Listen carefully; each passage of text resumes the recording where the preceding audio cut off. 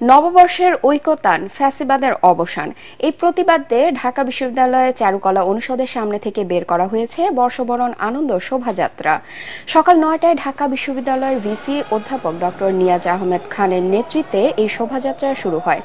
এতে অংশ নিয়েছেন সংস্কৃতি উপদেষ্টা মোস্তফা সরোয়ার ফারুকী। শোভাযাত্রা চারুকলা থেকে শুরু হয়ে শাহবাগ মোড় ঘুরে টিএসসি মোড়, কেন্দ্রীয় শহীদ মিনার, বিশ্ববিদ্যালয়ের শারীরিক শিক্ষা কেন্দ্র, দোয়েল চত্বর হয়ে পুনরায় চারুকলা অনুষদে গিয়ে শেষ হবে। এবারে বর্ষবরণ আনন্দ শোভাযাত্রায় বাংলাদেশের জাতীয় প্রতীক বাঘ, ইলিশ মাছ, শান্তির পায়রা, পালকি রয়েছে।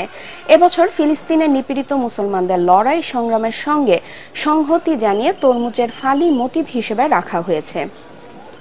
বড় মোটিফের পাশাপাশি এবছর মাঝারি মোটিভ রয়েছে 7টি।